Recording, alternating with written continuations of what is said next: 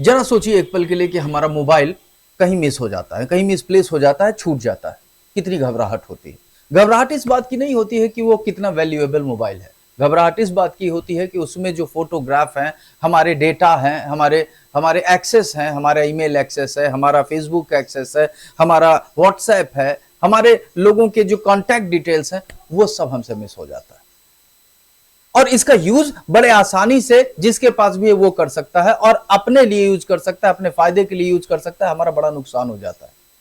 सबसे बड़ा नुकसान तो हमारे सोशल मीडिया हैंडल से है कि अगर वो एक्सेस पा गया तो हमारे लोगों तक, हमारे करीबियों तक पहुंच सकता है, उनको भी नुकसान पहुंचाने का प्रयास कर सकता है और इतने साल में बनी जो इज्जत है वो 2 मिनट में धूल धूसरित कर सकता है।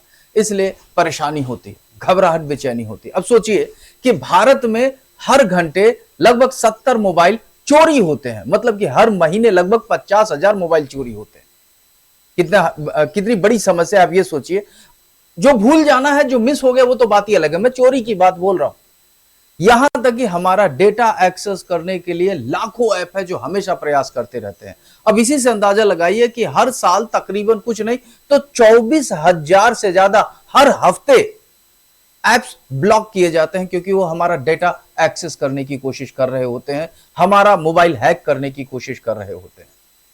अंदाजा इस बात से भी लगाइए कि मोबाइल में जितने भी हम वेबसाइट्स खोलते हैं उनमें से 83% मोबाइल फिशिंग जो ऐप है, जो वेबसाइट्स हैं, उनमें से फिशिंग जो ऐप है वो पूरी कोशिश करते हैं कि ऐसा वेबसाइट बनाया जाए कि मोबाइल एक्सेस करने वाला हमारे वेबसाइट पर क्लिक कर ले और हम इनके डेटा को एक्सेस कर पाए।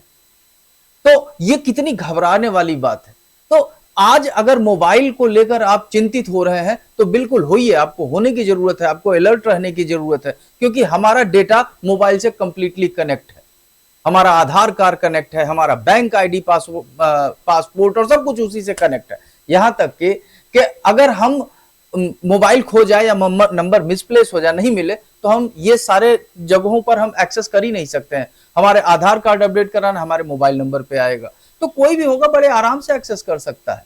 इसी पर एक मूवी बनी है जिसका जो फिल्म है वो है लॉग आउट। बाबिल खान यानी इरफान खान के जो बेटे हैं, इन पर मूवी बनी है और कल हमने देखा, बेहद बेहद दिलचस्प मूवी है। और वास्तव में आज के जमाने में जो मोबाइल फोन या इंटरनेट एक्सेस को लेकर ये जो पागलपन सोशल मीडिया मैनियक दिखाई देता है, इस पर ये मूवी है, ZEE5 पर है और इसके लेखक विश्वपति सरकार हैं। बहुत अच्छा लेखन लिया है और निर्देशक भी मुझे अच्छे ही लगे, अमित गोल्की जी ने किया है।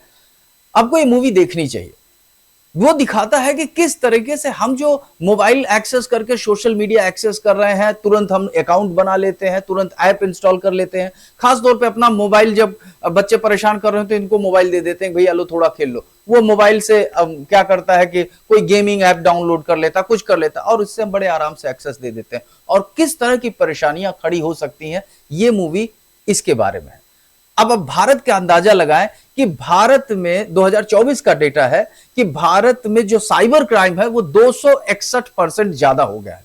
मतलब ताइवान के बाद भारत दूसरे नंबर पर आता है जो साइबर क्रिमिनल केसेस ज्यादा होते हैं, साइबर क्राइम्स ज्यादा होते हैं।